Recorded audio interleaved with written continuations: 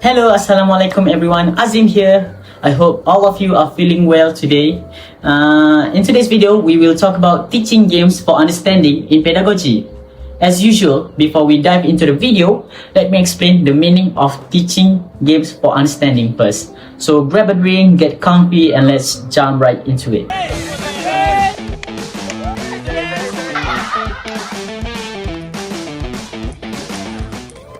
Teaching Games for Understanding, or TGFU, is a super cool and innovative teaching model that takes a different approach from the old school skill and drill methods.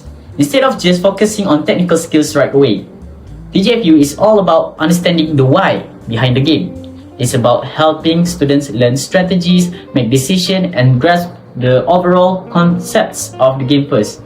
Then, once they've got the bigger picture, they can dive into the how of technical skill. It's a much more holistic, student-centered way to learn, and honestly, it is so much more engaging and fun.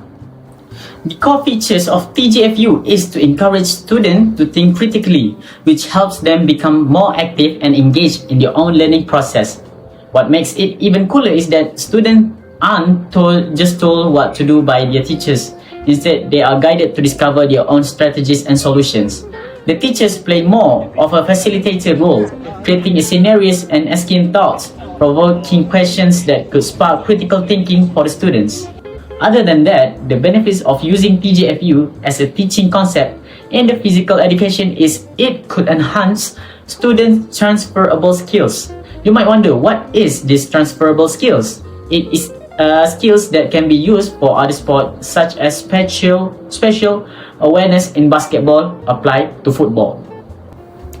Now, without further ado, I will share my experience about the group that is presenting about the peer teaching for TGFU, which is Putri's group. Her group consists of 5 people, which is Shahril, Is, Mimi, Izati, and Putri herself. The class started with all of the students doing a semicircle in front of the teacher. Then teacher Putri introduced the game for her peer teaching presentation, which is frisbee to all the students in front of her. Although the weather is quite hot for the day, everyone still feels pumped up because our class really loves any sporting related activity. We are from physical education class after all.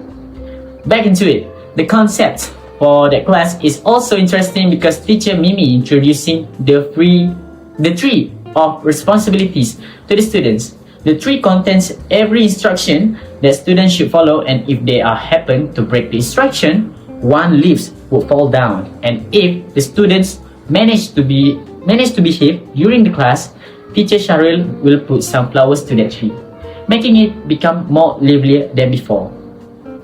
The class started with a drills warming up where students need to move in a zigzag and jump over the cone, then catch the frisbee that is being thrown by the teachers. Personally, I think that the warming up was great since it involved speed and also accuracy in catching the frisbees.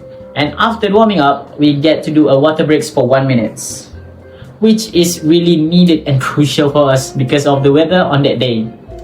Then the game of frisbee started, and I forgot to mention that we are already divided by 4 groups, which consists of 6 or 5 students in the group. Back to the game of frisbee, the game started with a 3 minutes of the opponents attacking our side, and there is no point really counted, so we just had to be defensive, since the purpose of the first game is to make the students understand the concept on how to play frisbee. But still, the game was still intense, and we get to see everyone's determination on catching the disc. Other than that, I find that the way teacher Mimi stopped the game and asked us about what should we do to improvise our defensive area so the opponent won't have the upper hand, very helpful, because our game really changed after that. Next, after the first game ended, we had another 1 minute water break before the real games of frisbee started. And this time, both of the team target is to score a goal. When the game started, everyone was moving around, unorganized, and didn't even get the chance to grab the disc. However, after teacher Putri stopped the game for a while and asked us what should we do to stop the opponent from progressing onwards and controlling the game, we managed to answer the question by her the answer by us really affects our synergy and teamwork. Everything suddenly felt smooth, and we get to hold this and pass it to our friends here and there. However, after the game ended, we still lost, but we're only down to 1 point with the opponent team, and I find that the teaching method really helped us since we don't even know how this frisbee formation really works. We get to use the transferable skills from futsal, which always keep on guarding one people with one person. Thanks to teacher Wakyuden for mentioning that for our group. Last but not least, our class ended with one of the leaf from the tree of responsibilities fell down, but a lot of flowers being patched up to the tree.